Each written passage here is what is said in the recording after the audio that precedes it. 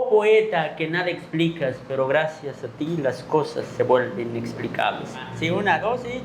Bienvenidas todas y todos. De nuevo, mejor.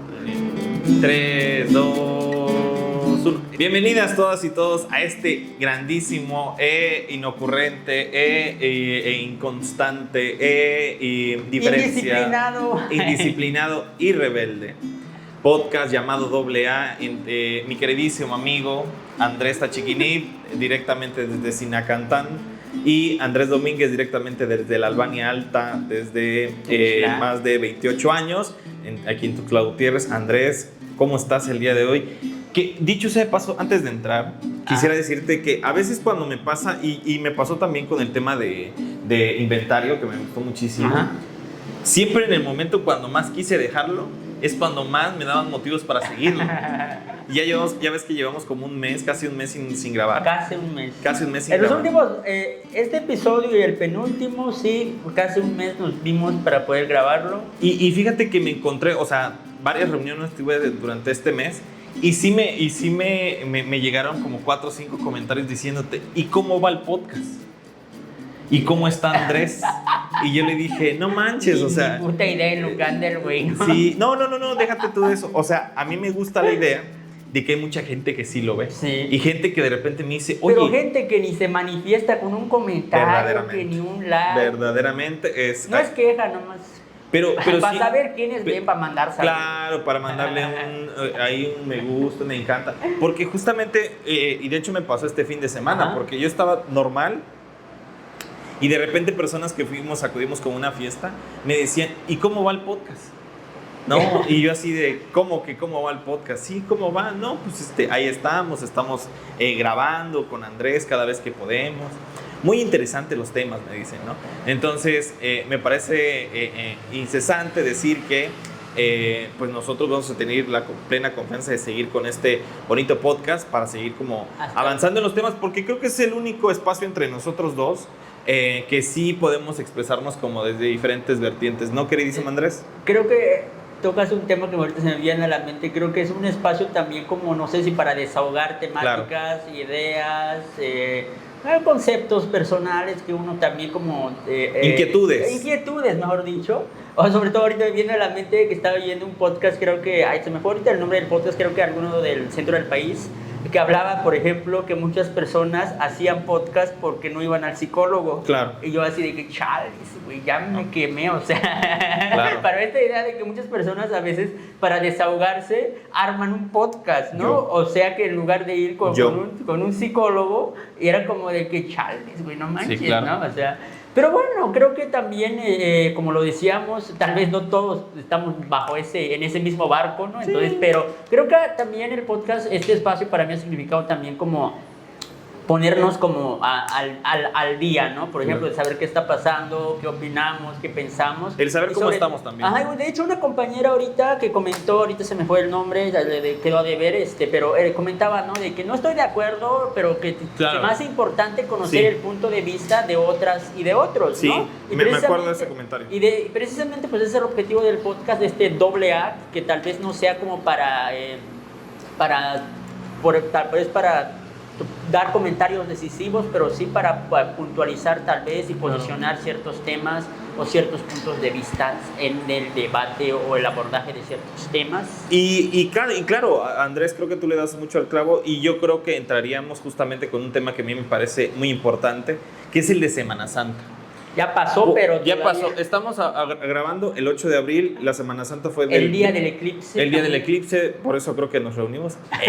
Y el punto está que grabamos el tema de que toda esa semana como que me pareció muy introspectiva. Primero porque estaba leyendo algo de San Marcos, de un pastor que se llama José Cárdenas. Pasaré con otro mito de León. De León. Oye, qué gran mito, qué eclipsazo ese. Fíjate que qué eclipsazo. Un güey creo que comentó en TikTok, ¿dónde está el león? Un león. Nadie se había percatado, muchos ni han dado cuenta de que en la fachada de la Catedral de San Marcos, acá en Tuxtla Gutiérrez, ahí si se fijan bien en la fachada, está un jaguar, iba a decir un león. Un león, para que por si nadie lo ubica, ahí lo ven para la próxima cuando pasen por ahí. Es uno de los símbolos que tiene San Marcos. De hecho, siempre que está San Marcos, este santo que escribió uno de los 4 evangelios canónicos, justamente siempre aparece como atrás de él. No entiendo por qué, te mentiría si conocería el por qué tiene un león, lo investigaré. Pero bueno, estaba viendo este tema y creo que es profundo hacia dónde vamos y me parece bien interesante decirlo. Y lo iba a escribir, pero dije, no, mejor voy a esperar al podcast con Andrés para que así. Por eso te dije, ¿te acuerdas que te mandé un mensaje diciendo, cuando quieras grabamos? Porque justamente ya tenía como el tema bien analizado. Ajá. Y bueno, te digo, el libro se llama San Marcos, Desolación y Gloria. O sea, está muy interesante ya el tema. Y te digo que es de un padre que se llama José Cárdenas, me acuerdo. José Cárdenas Palomares, una cosa así. Creo que no me acuerdo. El punto está que hace una reflexión bien interesante de todo el evangelio de San Marcos. Cabe señalar que San Marcos, yo creo, sin lugar a dudas, que tiene una responsabilidad muy importante porque en San Marcos pasa todo el del tema de la crucifixión. Entonces ya es diferenciado a los demás evangelios que se tienen, que es Lucas, Juan y no me acuerdo otro, ¿no?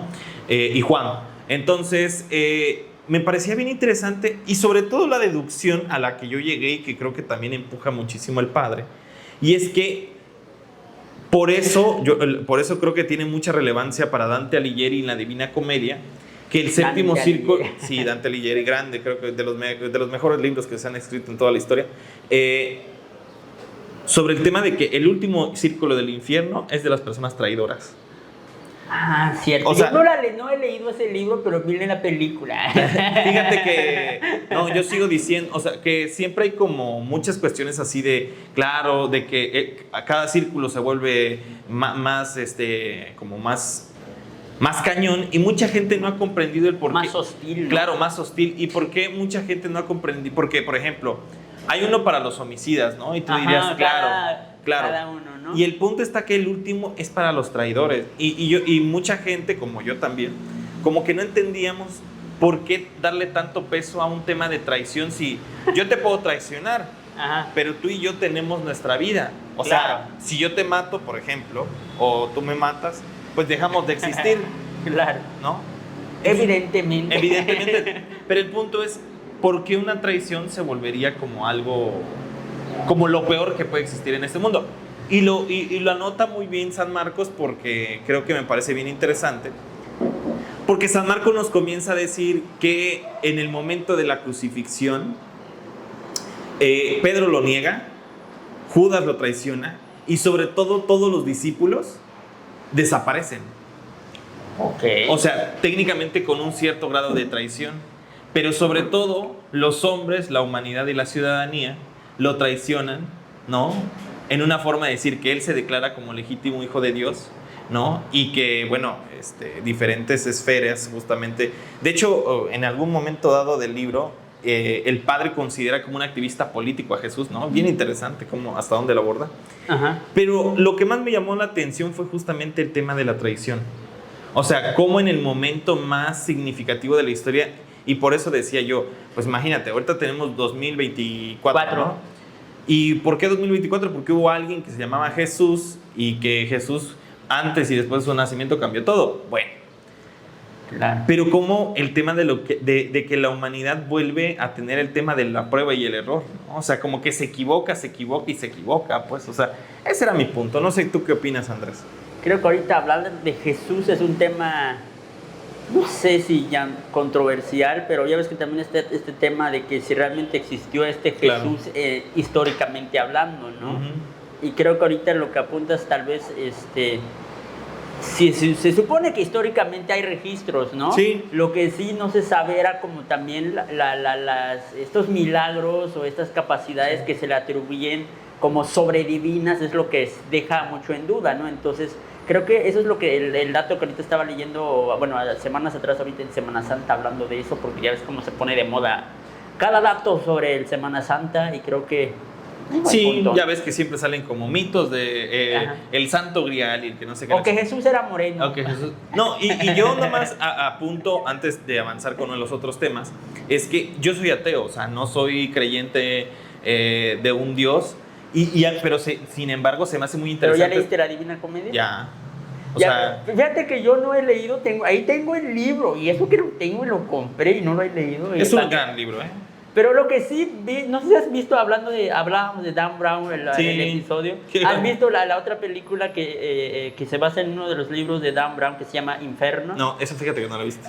Está muy qué interesante el planteamiento. Habla sobre esto de la Divina Comedia, los círculos del infierno, y sobre todo hay un güey, un empresario visionario y que tenía como que trataba como de buscar una solución a los problemas que se estaba viviendo en el mundo, y decía que el problema actual del mundo estaba en la sobrepoblación humana. Okay. Y que entonces una de las soluciones es acabar con gran parte de la población actual, y así disminuirían los problemas, los conflictos y todo lo que aqueja a este mundo. Y entonces, bueno, eso es como que a grandes rasgos de lo que habla. Entonces, por si lo quieren ver, ahí está la película o claro. el libro, se llama Inferno, y habla precisamente de eso, habla de los pecados, habla de cada círculo, que ahorita ya se me fue porque tiene algunos años que vi esa película. Nomás como para que vean que sí, claro. no leí el libro, pero sí vi la película. Fíjate que sí, se me hizo bien interesante leerlo, y sobre todo en una época donde creo que la traición se vende y se vende barato, ¿no? O sea, una traición creo que inclusive me ha pasado, porque lo he visto también con estudiantes y todo ese rollo, y con experiencias personales también. Como por ejemplo una infidelidad que de alguna forma es un motivo de traición. ¿No? ¿Cómo es de que sí te traiciono pero no pasa nada, ¿no? O sea, como que... O sea, nadie muere, nadie... Por eso te digo que a mí se me hace muy interesante que Dante Alighieri coloca al último círculo de todo ese infierno el de los traidores. Oh, no. Porque si tú me dirías... Yo creo que ninguna persona en este mundo ha traicionado a nada. Yo creo que todos hemos traicionado en algún momento. Si no, tal vez a otras personas, sí a nosotros mismos y mismas. Algo que yo siempre he reflexionado sobre todo este tema, también con el tema de la mentira y la traición, porque todos hemos traicionado, todos hemos mentido de diferentes grados y de diferentes circunstancias, y hemos mentido o hemos traicionado para el bien tal vez de nosotros o de alguien, pero que al final de cuentas puede que sea una traición que no le hizo pues mal a nadie, ¿no? Claro. O sea, no creo que hablar de traición, también creo que es un abanico de qué tipo de traición y qué grado de traición. Sí, porque tiene que ver con un acto voluntariado. Claro. O sea, yo creo que es un acto consciente de decir, claro, voy a aventajarme de algo sobre la otra persona que confíe en mí. Claro. ¿No? Entonces, yo creo que a mí me pareció bien interesante cuando lo leí. Sobre todo, te digo, este empuje que tiene el padre, justamente como para llegar y decir, bueno, es que esto pasó hace 2000 años y se puede volver a pasar el día de hoy, ¿no? Hoy, o sea, hay que recordar que las primeras personas que sentencian a Jesús es el Sanedrín, ¿no? O sea, este consejo de judíos, ¿no? Que decide que él es un irrespetuoso porque se cree el Hijo de Dios y solamente pues, se cree el rey. Y se cree el rey. Entonces, y no podía haber dos reyes en un mismo lugar. Y también, justamente esta semana me puse a investigar sobre el Jesús histórico y el Jesús evangélico, creo que se llama así, ¿no? O el Jesús religioso. O el religioso. Bueno, la cuestión es que hablamos de eso, bueno, ¿no? Muchas veces dicen que sí hay como un tema ahí de que sí existió un Jesús histórico, sobre todo por escritos de Tácito. Escritos históricos sí lo relatan y hablan de Jesús como una figura, tal vez no hablan de los milagros, no hablan de lo que realmente se habla desde el tema religioso como tal, pero sí se habla a Jesús tal vez como, no sé, como un filósofo, como una persona extraordinaria, o sea, eso sí lo ponen. Y hay un texto que no sé si es un texto, así se llama, texto flaviano, aquí creo que lo escribe Flavio o Flaviano, no me acuerdo, que decía que hay un pedazo donde él escribe voluntariamente quién era Jesús, y dice Jesús es un Jesús de Nazaret, comienza a decir cosas y que y que conforme fue pasando el tiempo, las personas católicas le metieron más punch, justamente para engrosar el sentido de... ¿Cómo se llama? De hecho, estaba leyendo un dato, no sé si tú lo sepas, a ver si me ayudas con eso, si te la sabes. de que, por ejemplo, esto de las características divinas que con la cual conocemos a Jesús, creo que no se da en el momento en que él todavía vivía, sino que se da posterior, ¿no? O sea, es una cuestión póstuma a la cual se la da y se le atribuye ciertas características divinas y sobrenaturales y sobrehumanas. Creo que, ¿cómo se llamaba este emperador? Constantino, ¿fue en el siglo V? Fue en el siglo III. Bueno, no me acuerdo el dato, pero fue el que como... Sí, él manda un concilio.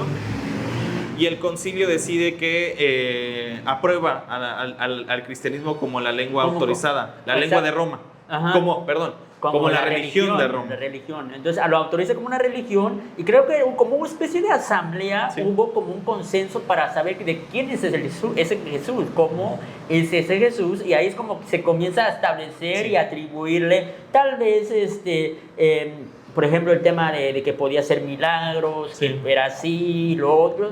Entonces, como que para definir cómo debería ser el Hijo de Dios. Claro, y hay que entender aquí que, bueno, que según lo que yo tengo entendido, por ejemplo, en las famosísimas 12 caídas o en los 12 pasos que hay para la crucifixión, hay algunos que ni siquiera se tiene razón, pero son como tipo parábolas, ¿no? Entonces, es bien interesante cómo y yo creo que lo hablaba mucho con los chicos hace poco, cómo estos vacíos de información se van llenando con lo que uno considera. Claro. No, es decir, por ejemplo... Uno encuentra un tronco y ya le saca ramas y hojas y, por ejemplo, ya le pones pies y cabeza y ya comienza a moverse y dices eso. Por ejemplo, a mí me tocó, y de hecho para mí es como una costumbre con mi mamá, que siempre que vemos, que estamos en Semana Santa, vemos, aparte de que vemos... La Pasión de Cristo. La Pasión de Cristo, Ben-Hur, Cleopatra, varios, ¿no? Miguel Ángel, y no me acuerdo cuáles otras más. Los 10 mandamientos y todo este rollo. Donde Moisés parte el mar. Porque, por ejemplo, hay una película que es muy vieja, que yo creo que esa la vio mis abuelos y mis abuelos se la pasaron a mi mamá. ¿Cómo se llama? Mártir del Calvario. Sí. Con Enrique Rambal, José Cordero, no me acuerdo cuál es su nombre, pero que justamente un Jesús bien un Jesús blanco, claro, que siempre viste de blanco y que todo pasa muy rápido, ¿no? O sea, como en actos, ¿no? Y donde resucita un muerto, ¿no? Donde resucita Lázaro y todo ese rollo, cierto. ¿no? Y cómo todo van uniendo y que es básicamente, y si lo ves desde un punto de vista como creativo, o sea, es bien interesante que es como de únete a mí y le dicen, bueno, voy a dejar todo, bueno, ya está justificado, ¿no? O sea, pero cómo la gente, y nosotros que siempre hablamos como desde la comunicación, era bien interesante cómo la gente adopta a su Jesucristo basado en lo que vio. Claro. Entonces, en este hombre blanco, yo me acuerdo, inclusive, si te pones en el sentido más estricto, yo creo que hay varias fotografías que yo vi en mi vida en iglesias que se parecían a Enrique Rambal, que era el protagonista de El Mártir del Calvario. Pero fíjate que eso también, la imagen que se tiene actualmente de Jesús, creo que se ha basado en muchos de estos actores que han interpretado desde el cine o desde, por ejemplo, los modelos que han usado para la pintura. Por ejemplo, en el Renacimiento es creo que donde se comienza como a estilizar la figura de Jesús, donde artistas como se me fue el nombre ahorita de quien pintó La Última Cena. Miguel Ángel. Creo que él utilizó como modelos humanos, personas de la época para representar cómo se imaginaba que era Jesús, porque realmente no había ni foto ni nada. Claro. Y creo que eso es como importante también apuntar, que realmente nadie sabe a ciencia cierta cómo lucía. Claro. Aunque ahorita la ciencia dice que Jesús, por la ubicación, por el lugar, por sus padres, por esto, era moreno, ¿no? Pero que inclusive ya existe evidencia de cómo es, pero que la gente no la acepta. Creo que me parece más interesante. O sea, porque yo me acuerdo haber porque la ciencia supone que ya ha analizado el contexto y dice, bueno, Jesús, por el lugar, por la época, por esto y por lo otro, así se ve. Claro. Pero la gente dice, pues no. Claro, pero yo creo que tiene que ver con un tema justamente de cómo se acostumbró la población a ver. Nos mostraron una figura de Jesús. Claro, y el punto es como, y lo bajamos ejemplos tan burdos como el de la sirenita afrodescendiente. O sea, mucha gente se queda con no, pero si la sirenita es blanca. O sea, todos quieren ver a una sirenita, claro, ¿por qué? blanca, Porque pelirroja. Entonces imagínate ver a un Jesús como muy como muy rasgos de Medio Oriente, que me parece también bien interesante. Y que creo que para allá va la discusión. Yo lo colocaba y antes te decía por qué hablar de Semana Santa, porque creo que es bien interesante aprovechar que en Chiapas es el estado con menos católicos de todo el país. Según yo... no me la sabía. Hay un dato de que creo que en México la media, y esto es bien impresionante, la media de población que es católica es el 70 y tantos %. Es decir, 7 de cada 10 mexicanos y mexicanas en este país es católica o se asume católica, ¿no? Y las 3 demás, pues, son de diferentes poblaciones religiosas. Algo importante de lo que tú dices ahorita hablando de temas, por ejemplo, en los Altos de Chiapas. Exacto. Muchos se asumen católicos, van a iglesias católicas, pero no practican la religión. O sea, se dicen católicos, pero no van a misa, no asistan a las misas los domingos o ciertos días. O sea, soy católico, pero nomás eso, sí. No lo puedo decir y no, espero que Dios no me castigue, ¿no? O sea, y eso es una realidad de muchas comunidades, por ejemplo, en Sinacantán, la mayoría de la población, o gran parte de la población, se asumen católicos, pero no practican la religión como tal. Y eso creo que es un dato importante y por eso creo que lo que prevalece mucho es sí soy católico, pero no practico la religión. Claro, y por ejemplo en Chiapas la población es mucho menor y se baja como hasta el 50 y tantos %. Y los demás son poblaciones cristianas, protestantes, y cabe señalar que en Chiapas después del 94 surgen como varios centros de poblaciones bien interesantes. Sí. Hay un centro budista en San Cristóbal de las Casas, y creo que también hay un centro judío. Algo que es importante señalar en el contexto de Chiapas también, creo que fue en los 90 cuando hubo la persecución también, por ejemplo en los Altos de Chiapas. En caso de Sinacantán también con el tema de la religión hubo una persecución bastante fuerte con el tema intolerancia religiosa, ¿no? Ajá, de los evangelistas y todo eso, ¿no? Entonces, creo que fue en los...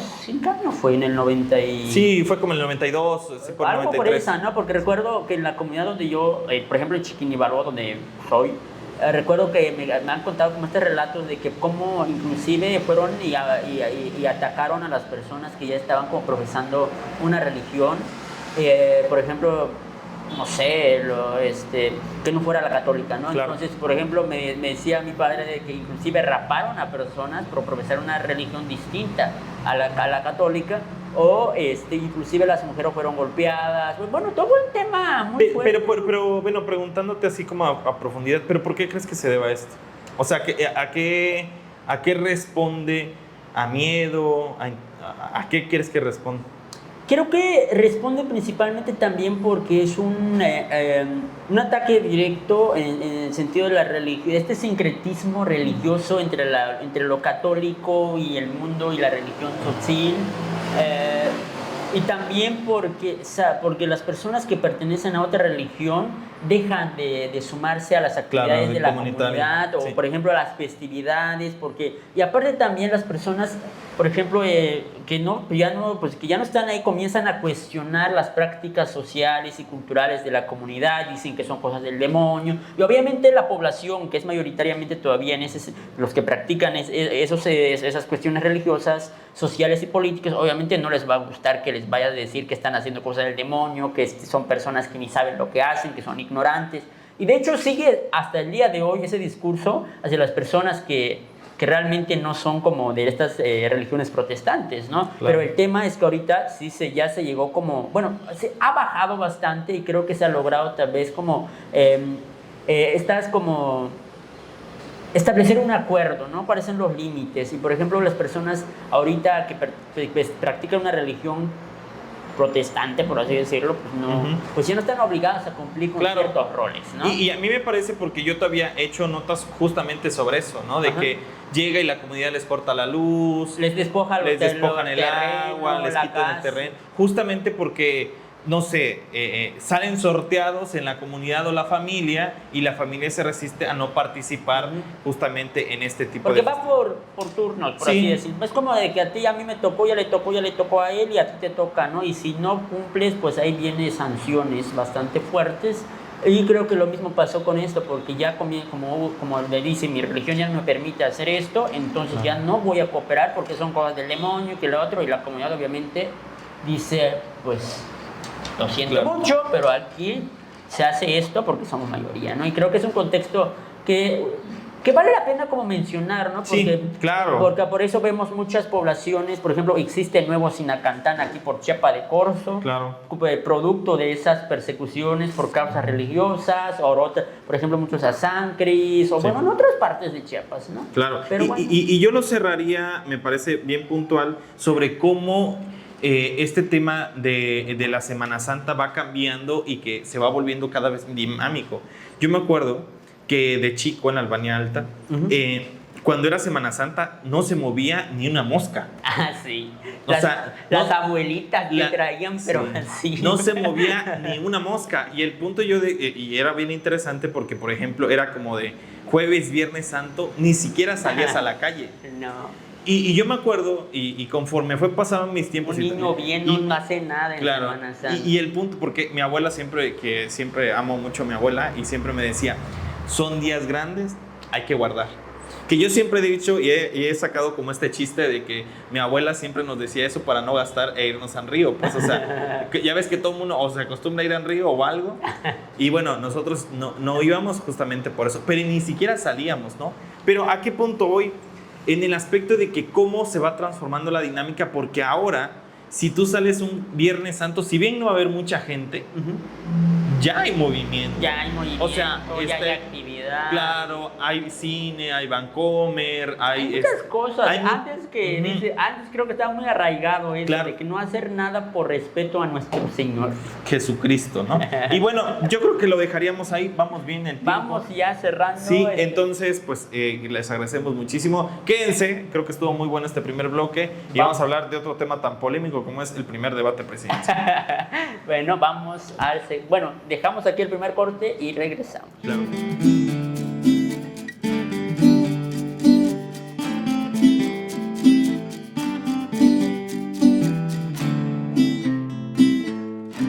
Y regresamos ya con esta segunda parte de este podcast. Arrancamos muy bien, ¿eh? O sea, creo que era la misión hablar sobre la Semana Santa desde un punto de vista crítico y desde un punto de vista de dinámicas. Jóvenes. De jóvenes. Y también les pedimos una tremenda disculpa a la gente porque decidimos abrir las ventanas de este pequeño set. ¿Por qué? Porque está haciendo mucho calor. Está calor. Entonces, está feo el calor en Tuxtla, pero aquí andamos grabando. Así que hay que máximo respeto a que estamos haciendo este gran esfuerzo justamente para llevarles un poco de contenido a la gente que también nos ve y pues justamente y nos escucha. Andrés, llegó el momento, como tú dijiste, el eclipse, Semana Santa y el debate presidencial. Y también hasta lo del temas diplomáticos con Ecuador, que dicho sea de paso. O sea, muchas cosas. Es un temazo eso de Ecuador, ¿eh? O sea, es un temazo que... Y la condena internacional que está teniendo, o sea, yo creí que nomás era como del que aquí nomás y ya, pero veo que sí sigue escalando ese tema. Pero bueno, no estoy tan empapado en ese sentido, pero sí vi unas notas que sí hablaban mucho de esta condena a nivel internacional, de varios países de Latinoamérica, inclusive Estados Unidos, de algunos países de Europa. La Unión Europea creo que condenó también como este atentado de la Embajada de México en Ecuador. Pero bueno, creo que el tema ahorita puntual para hablar de esto, o no sé si quieres agregar algo. No, o sea, yo lo único que sé y lo poco que sé es que hay una persona que está siendo buscada por el gobierno de Ecuador y que se decidió refugiar porque México le dio asilo. Así le dio asilo político. Ese fue todo como el punto que detonó todo el relajo y el tema, es que veía varios clips del propio salidos de Ecuador. Y que me pareció importante que sí llegó muchísima gente a la Embajada de México en Ecuador a protestar, inclusive pese a que existían personas, o sea, militares resguardando el lugar, sí había gente que estaba como muy férrea en poder entrar. Sí. Eso te demuestra, creo en lo particular, las ganas y sobre todo el tema de cómo está el tema. O sea, yo recuerdo haber visto un señor que se intentó cruzar junto a una valla de militares. O sea, eso me parece interesante hacia dónde van, ¿no? Creo que estuvo muy marcado ese tema de la indignación. Sí. Creo que eso fue como el punto clave también para entender este tema, pero bueno, a Claro. ver cómo escala, a ver en qué termina, hasta dónde vamos a parar, dijeran, con ese tema de los asuntos diplomáticos. Qué bueno que... perdón, me pareció bien, ahorita que dijiste hasta dónde vamos a parar, me pareció bien interesante que mucha gente, ahorita que estaba que tenía mucho tiempo para buscar y checar cosas, de que salían, o sea, Marco Antonio Solís se volvió tendencia porque justamente decía, subió varias fotos donde estaba como sí. de vacaciones y como de que Hoy hablaba de amén. Semana Santa, Ajá. ¿no? Y de repente como que subió una foto y mucha gente, amén, Dios te bendiga, gracias por dar tu vida por nosotros. O sea, varias cosas que me parecían bien interesantes. Pero lo que me encantó ahorita es la de que creo que uno de sus videoclips le montaron esta canción, la de Hoy estamos de fiesta con Jesús. Sí, es cierto. Qué grande. Ahorita me acuerdo que tienes toda la... Eso sí estuvo como de padre, y mis pinches mujeres bailando alrededor de Marco Antonio Solís. Pero bueno, Está buenísimo. está buenísimo eso, por si no lo han visto, búsquenlo. Oye, ¿y si lo puedes meter al final, al principio? También lo podemos meter ahí en edición para que lo vean. Por si no lo han visto, pues ese es el video. Y para despedirnos bien, oye Andrés, bueno, el primer debate presidencial. Yo siéndote muy sincero y lo que te decía, yo no lo vi, no soy un mal ciudadano, sino simplemente soy apolítico, como siempre lo he dicho. No creo en el sistema de partidos y la neta es que periodísticamente tal Para vez... el sistema de partidos que tenemos en México actualmente creo que se ha perdido mucho. El tema de la identidad, ¿No? O sea, y que creo que la credibilidad que tienen hacia la población, sobre todo la población joven. Creo que comienza como a haber como un cuestionamiento, ¿no? Y una mirada un poco más crítica de estas nuevas generaciones. Sí, todo. a mí me parece bien interesante y es algo que tendrá que hacer ya como el sistema de partidos porque cada vez creo que va en declive, aunque siempre se piensa que cada vez más gente vota, evidentemente vota. Sí, pero también el crecimiento poblacional. Pero vota coaccionadamente, pues. O sea, ese es el punto, claro, o sea... yo no creo que vote ideológicamente, vota por un tema de coacción, de qué voy a recibir a cambio. Y yo solamente siempre lo pongo como una analogía bien interesante con el tema de esto. El sistema de partidos es como un juego de fútbol, ¿no? Uno, si cuando inicia siempre va a buscar a las personas más fuertes. Y al final, inclusive las personas que están siendo elegidas definen por quién se van a ir. ¿Por qué? Porque nadie quiere irse con el equipo perdedor. Claro. Entonces, no importa si jugamos bien, si jugamos mal, si es desequilibrado, que eso es como algo que pasa muy común, que de repente, claro, yo tengo a todos los grandes, pero ustedes son todos los chiquitos, no me importa porque al final de cuentas el punto es ganarte, ¿no? Sí, claro, ganar a costa de que sea. ¿no? Pero el punto es, creo que de las tres personas, lo primero que celebro es que por fin, y parece, y que creo que es lo más probable, se va a tener una experiencia con una primera presidenta.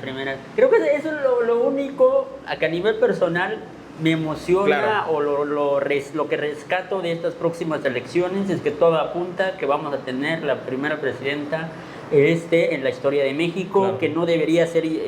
Después de casi 200 años. Exacto, entonces creo que se debió de haber pasado desde años atrás, cosa que no ha pasado, y esperemos que, podamos tener ya la primera presidenta del bando político del que sea.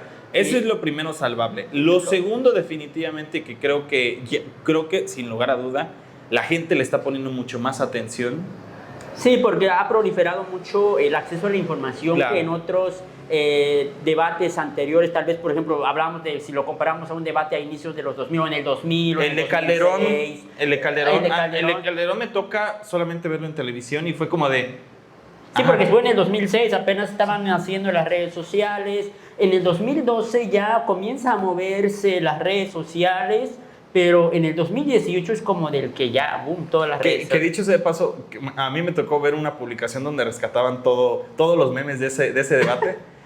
Porque te acuerdas que el debate de donde estaba Peña, lo paradigmático fue la chica que fue que ayudaba a repartir las cosas, ¿no? Para la tómbola. Claro, ¿no? o sea, como que eso fue el tema, el trending topic, por decirlo así.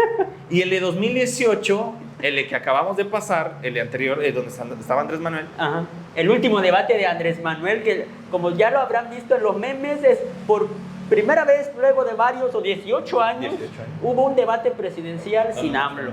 Bueno, ese es un gran hallazgo. Porque estuvo tres debates seguidos, así cada 6 años. Calderón fue... En 2016 con Calderón. No, 2018 2006 Peña. con Calderón, 2012 con Peña y 2018 ya cuando ganó. Calma. Y aquí el punto es que una cosa que me parece bien interesante, bueno, te digo, lo de rescatamos los memes, espero te lo mande y lo pongas, que decía el de Riquín Canallín. Que qué grande, ¿no? O sea, Riquín Canallín. Insuperable. Y luego el Bronco que decía, el de ya supérense, una cosa así, ya bésense. O sea, le decía, ya bésense. La de mocharle la mano a los que roban. Le mocharle la mano. Y lo más importante fue, dos, que me acuerdo muy bien, el de que una vez estaba como AMLO así. Y el del otro cuando escondió su cartera. Ah, sí. ¿No? Cuando escondió su cartera, ¿no? Bien interesante, ¿no? Qué tremendo. Y bueno... Que hasta, de hecho, lo mencionó la candidata de oposición, Xochitl Gálvez, ¿no? De que cuestionó a Claudia Sheinbaum. En unas intervenciones dijo, pues Claudia, tú no tienes el carisma de AMLO, así que y no la verdad te es que queda. no. Evidentemente no, hasta por ejemplo Xochitl reconoció que tenía carisma nuestro actual presidente en los debates. Siento que fue un debate medio raro ya sin tener a AMLO luego, sí. Porque yo los últimos... Era como el alivio cómico de justamente de los debates, ¿no? Sí, porque después hubo como una tensión entre las dos candidatas y luego el candidato Maine se le ocurre saludar con lenguaje de señas para como que romper la tensión, que nadie, no sé si realmente creo que no lo hizo porque la persona que hacía el lenguaje de señas hasta como que se quería reír, ¿no? Claro. O sea, porque es como de... Pero bueno, no, creo que fue muy buena técnica para romper la tensión, ¿no? Y salieron memes de este güey como siempre todo el tiempo sonriendo, ¿no? De que estaba como así. Ajá, de que el güey todo el tiempo estaba sonriendo y eso me parecía bien interesante. Pero bueno, en cuestión de contenido, como yo había y tendría que admitir, pues evidentemente no vi el debate, preferí estar haciendo otras cosas para mí más importantes.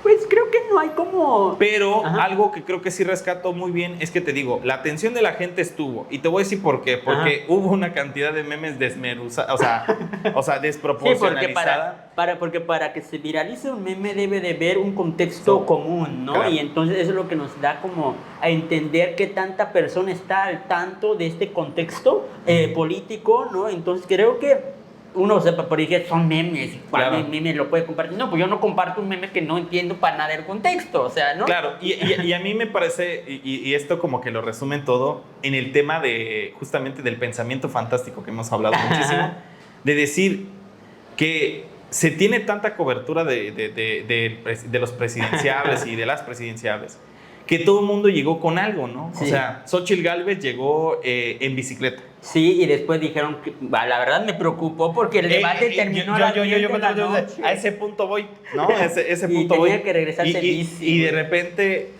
Maines va en estos que se llaman, en estos como de pullmans, no sé cómo se llama, de autobuses, ¿no? Ajá. Un autobús.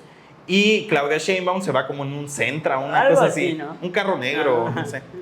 Pero el punto está de que se bajan, le toman foto a los tres y me dice, y justo yo vi el mismo meme que tú viste, ¿no? De qué preocupado estoy por cómo estos candidatos se van a regresar a su casa. Ajá. Y evidentemente no se van a regresar de la misma forma que llegaron. Obviamente Xochitl Gálvez no va a regresar en su bici, o sea, a las 10 de la noche dudo que se arriesgue la comadre. Y este es el punto que yo te decía, o sea... Es como un teatro, o sea, ¡claro! Es un teatro completamente que dices, quiero demostrar que soy humilde y que ando en bici como cualquier ciudadano. Güey, si yo fuera realmente un ciudadano en la Ciudad de México, voy a un evento y sé que voy a salir tarde, pues tomo Uber, ¿para qué voy en bici? Después mi bici, ¿dónde lo voy a...? Claro, y además es justamente lo que tú... La falta de una capacidad... La autocrítica. De la autocrítica y de tener los pies sobre la tierra porque cree que la gente ya no se da cuenta de que, güey, si yo fuera realmente una persona inteligente, no me iría a un evento de esa magnitud, Claro. porque ¿cómo me regreso? ¿no? Exacto, o sea, es como decir, claro, pongamos todo como un teatro, porque o sea, y qué mal, evidentemente hay gente que se le pega, hay otra gente que nos burlamos, y yo digo burla, porque creo que sí es una burla, pero me parece bien interesante lo que comentamos, ¿no? O sea, de cómo forman un teatro completamente justamente para captar votos, que yo creo que al final de cuentas... O como decían también, ¿no? Todo era jijiji, jajaja, y después nos dimos cuenta que uno de esos tres iba a estar como presidente o presidenta de la República en los próximos 6 años. Y dices, Claro. qué lamentable, porque realmente creo que estuvo más plagado de esto de tacharse de mentirosas y mentirosos, de que tú estás ocultando no sé qué, que si tú eres la corcholata del presidente, pero realmente vas a ser la tapadera de no sé qué, Claro. o cosas de ese tipo, y uno hablando de la vieja política y de la nueva política, y otra de la candidata de oposición diciendo, bueno, es que yo soy indígena, pero y no sé cuántas cosas más, y con la bandera cerrándolo de cabeza, ¿no? Que lo único que rescato, y de hecho yo estaba a punto de hacer la nota, pero dije yo, no lo voy a hacer, que vi que un chavo que es periodista de moda, o sea, así se autodefine él. Sí, cierto. Y eso me pareció bien. Yo lo retuiteé en Twitter, no sé si ahí lo cachaste, pero Yo lo vi en Facebook. yo lo vi en Twitter, de que justamente Xóchitl Gálvez llevó una prenda de Venustiano Carranza. O sea, y que creo que yo dije, claro, valdría la pena. Yo siempre he dicho que Venustiano Carranza siempre está como en los tops de textiles, ¿no? Porque han sabido como forjar un tipo de identidad y tiene una iconografía completa y que es muy diferenciada de los otros, si no es que la casi única, porque es la única donde se hacen tejidos, pero que son adaptados al calor, ¿no? ¿Por qué? Porque en los altos la gran mayoría hace tejidos, son muy... pero justamente el punto es que te cubran del frío, ¿no? Como la de Sinacantán, No, la de o sea, Zamora, que son muy voluminosos contra el frío y realmente te protege contra el frío, y en comparación con los Venustiano Carranza es muy ligero. Claro, y por eso es tan caro, ¿eh? O sea, yo he visto prendas así que tú dices, mira, y sí son realmente caras porque justamente hacen esta diferenciación, ¿no? Que creo que me parece... Sí, eso se me hace muy... de hecho, es buena observación lo que tú dices también, que muchos pues ni sabemos, Claro. ni nos fijamos. Bueno, yo supuse como que yo nadie, como que dije también, creo que no, o sea, pero después veo como quien tenía el ojo identificado bien, dije, sí, es una prenda, y efectivamente era una prenda de Venustiano Carranza. Hubo este cuestionamiento también de que creí todos, como hubo de que, bueno, también creíamos que Claudia Sheinbaum iba a llegar por algo así, porque últimamente en su campaña se ha puesto una infinidad de... Igual hubiera llegado con el bastón de mando, que lo hemos platicado hasta el cansancio, ¿no? Pero Andrés? creo que también tiene que ver mucho, por ejemplo, lo que yo decía en un podcast también, es el tema de los huipiles, que de las blusas, de los pueblos y comunidades originarias, también tiene que ver con tiene que, por ejemplo, si lo veo desde la comunidad y desde los pueblos, tiene que ver mucho con la demostración de poder, ¿no? O sea, realmente una persona que se anda cambiando de huipil y anda presumiendo que tiene un huipil de un estado y del otro, es prácticamente una gran demostración de poder, como bien ellos saben y como todos sabemos, son personas de poder, ¿no? No es una demostración de humildad el hecho de que una persona del medio político, de cualquier medio, anda presumiendo uno tras otro huipiles o blusas de huipiles de pueblos. 5,000 pesos. O sea, eso no es una demostración de humildad, eso es una demostración de un poder adquisitivo, ¿no? Entonces, porque yo ni vivo en un pueblo y ni esa capacidad tengo, ni mi madre, ni mis tías, ni mis vecinas tienen esa capacidad, ¿no? Claro. Porque tiene que ver mucho con el poder adquisitivo, y eso creo que es importante puntualizarlo. Y también, como tú dices, también tal vez posiblemente la otra candidata que se ha puesto en campaña sus huipiles y sus blusas de pueblos originarios, tal vez no lo hizo ahorita en el debate, porque al final de cuentas creo que también sigue siendo y cayendo en el tema del teatro, ¿no? Claro. Sí, o sea, a mí me pareció bien interesante como que analizarlo desde este fondo, y que justamente la gran reacción que se ve son los memes, ¿no? O sea, creo que ya los memes están cobrando, y justamente cobran un sentido totalmente diferente. Pues se ha convertido en otra forma de comunicación, claro, y de información también, porque Algo que yo siempre porque he visto como mucho que personas que han analizado también que los memes ya no solamente se vean como algo para reírse, sino también otra forma de poder comunicar y de poder informar, y sobre todo una forma creativa de llegar hacia una audiencia. Y creo que los memes han sido un arma importantísimo, creo que también para posicionar y para cuestionar y criticar también desde el humor. Sí, y yo cerraría ya este tema. Digo, como les digo, yo no vi el debate y lo digo pero claramente. Algo importante ahorita que quiero agregar sobre el debate es que no sé si tú supiste, pero yo no lo sabía hasta el día de ayer cuando estaba medio debate, de que creo que es por primera vez en la historia de los debates presidenciales en México se contó con traducción simultánea en 3 lenguas nacionales de México. Una de ellas es de Chiapas, que es la lengua tzotzil. De ahí está el náhuatl y de ahí viene el mayatán o el maya yucateco, que son las 3 lenguas con las cuales se contó con traducción simultánea. Había, como yo entré en vivo en su momento, había como más de 100 personas viendo la traducción simultánea en tzotzil. Que eso responde a algo ya. Que tiene que, sí, es un tema de reconocimiento y de posicionar la importancia de las lenguas nacionales de nuestro país, pero hubo un cuestionamiento de las personas, por ejemplo, hablantes del tzotzil, que es como que ubica a varias personas ahí comentando, diciendo, sí, es como muy importante y se agradece, fue un buen ejercicio. ¿Y por qué digo que es un buen ejercicio? Porque en realidad este tema de traducción simultánea no hay personas que se han profesionalizado en el área. Y lo mismo también creo que pasa con las otras lenguas. Por ejemplo, en el mayatán, he platicado con compañeros ahí de Mérida y me decían, es que hay personas muy escasas, y hasta los puedes terminar de contar si quieres, cuántas personas tienen realmente esta profesión o esta profesionalización en una traducción simultánea. Y por eso muchos ahorita lo que señalaron, algunos comentarios ahí en redes sociales, era de que estuvo un poco atropellado la traducción, no se entendía para nada, y aparte era como un tzotzilol en algunas partes, como que se quedaba muy corto, había una pobreza en el vocabulario, es muy evidente eso, pero eso es como un tema, pero estos comentarios que yo hago también a nivel personal, creo que hay que verlo como también desde un sentido positivo. Pues si bien fue un buen ejercicio y que se debería de dar, y realmente reconozco y felicito a las y los compañeros que participaron, porque realmente en el tzotzil creo que no hay personas que se han profesionalizado en eso. Inclusive a mí si me dicen, haz una traducción simultánea, hasta yo lo pensaría,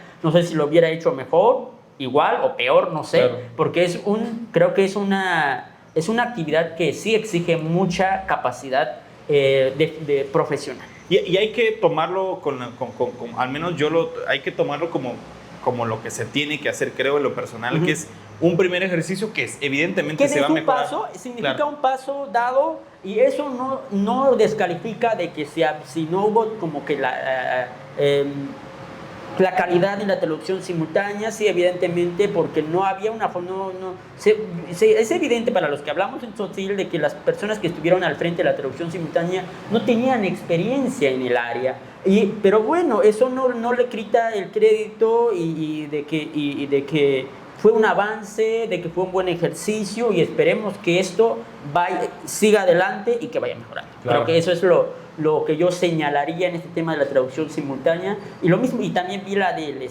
mayatán, y sí, lo mismo, no es como que no entiendo, no hablo, pero sabes que hay como un cierto de que están como así, el que a veces como que entonces no se entiende y no fluye la información como lo estamos viendo desde el español, y también corresponde a que hay una falta de formación desde estas lenguas, desde el ámbito académico, ¿no? Pues Andrés, yo sin más creo que lo dejaría por ahí el tema. Ya fue, estuvo bueno el chisme, aguantamos bastante como para reunirnos. Primero pedirles una disculpa a todas las personas. Habíamos dicho que lo íbamos a grabar cada 15 días, pero sin embargo, tanto Andrés como yo tenemos muchos compromisos, y la verdad es que cuando decimos muchos son muchos. Hay días que ni siquiera podemos platicar, y que por más que hacemos estos esfuerzos, la verdad es que lo hacemos con el gusto de siempre. Justo ayer me preguntaban, ¿y cuánto ganan en el podcast? Y siempre lo digo, no ganamos. Pregunta equivocada, mejor pregúntanos cuánto gastamos. Claro, ¿no? Entonces el punto es, creo que este ejercicio, y no es que lo estemos siempre diciendo, pero me parece que tiene que valorarse desde ese aspecto, porque Andrés hace un esfuerzo monumental en venir, siempre lo he dicho, y pues yo aquí de repente por amor y pasión al arte, me queda cercano. Pero algo que sí te puedo decir es que de forma puntual sí me siento muy cómodo contigo, y que creo que la gente ya está reconociendo este éxito que podemos llegar a tener tú y yo. Y pues bueno, vamos a seguir hasta donde podamos, ¿no? Ese es como un disclaimer justamente a la gente que de repente... Que seguimos con la misma firmeza con la que comenzamos el podcast, tal vez no con la misma frecuencia y tal vez como ahorita hemos como bajado un poco, casi cada mes estamos grabando un episodio, pero aquí andamos firmes y con los mismos ánimos de siempre, de posicionar, de hablar, de cuestionar ciertos temas de nuestros diversos ámbitos de la vida y la sociedad, ¿no? Claro, pues así yo lo dejaría. Andrés, ¿dónde te pueden encontrar? Cuéntanos. Bueno, pueden encontrarme en todas las redes sociales, como Facebook, Instagram, TikTok, YouTube, en X, ¿cómo se llama? Se me fue el nombre de esta de Threads. Ajá, Trends, o cómo se pronuncia exactamente, también como Andrés Tachiquinin o con el @Andrés Tachiquinin, o igual también pueden visitar el sitio web tachiquinin.com, donde tengo la información resumida y un poco más organizada de los proyectos que he ido desarrollando y que estoy desarrollando, incluido este podcast. También te pueden ver en Canal 10, ¿no? Y también a veces en Canal 10 estoy ahí los días lunes de 3 a 4 de la tarde, y los jueves, normalmente cada 15 días los jueves, los jueves de 7 a 8 de la noche del programa Idaibos. Y en tu caso... Espérate, que máximo respeto, siempre lo he dicho y nunca lo voy a decir, al maestro Diego, ¿no? El maestro Diego. El maestro Diego, una institución de la comunicación, o sea que... Un referente. Sí, no, definitivamente, y que creo que yo siempre he tenido ganas de entrevistarlo, no se me ha podido. Esperemos que pronto, igual ahí siempre anda aquí por los días lunes, a ver si un día de esto lo agarramos por acá. La verdad, del maestro Diego, siendo siempre el maestro Diego. Y pues bueno, a mí donde me encuentran en Twitter y en Instagram como @Andrés Reportero. Ahí de repente cuelgo cosas más personales o algunas cosas de periodismo, que es a lo que me dedico, y alguna que otra historia chistosa, que es como lo que yo de repente posteo. Facebook, Andrés Domínguez, y pues creo que eso sería todo por mi parte. Andrés, ha sido un gusto volverte a ver, y pues bueno, esperamos que sigamos en esta dinámica, ¿no? Bueno, pues saludos. Bye.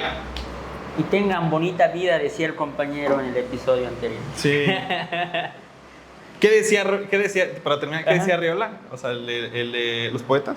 Oh poeta, que nada explicas, pero gracias a ti las cosas se vuelven explicables. Pero creo que no lo decía Arriola originalmente, creo que en esa entrevista que mencionaba, citaba a un autor más que él había leído, entonces Arriola terminó diciendo... Bueno, Arriola lo dice. Lo dice en un programa, claro. Junto con Jorge Luis Borges, que ahí estaban, y no recuerdo un crítico español, y ahí se me fue el nombre de un escritor, otro escritor mexicano, ¿no? Un programa que se llama, creo que la poesía, no sé si era la poesía en nuestro tiempo, pero hablaba sobre la importancia de la poesía, ¿no? Entonces se hablaba de que Jorge Luis Borges, por ejemplo, hablaba de que la poesía, le preguntaba por qué es importante la poesía, ¿no? Entonces, preguntarse por qué de la importancia de la poesía es como preguntarse la importancia o en dónde radica la importancia de tomarse una taza de café con los amigos. Tremendo. Pues Pero con eso cerramos. Hasta ahí quedamos. Cuídense.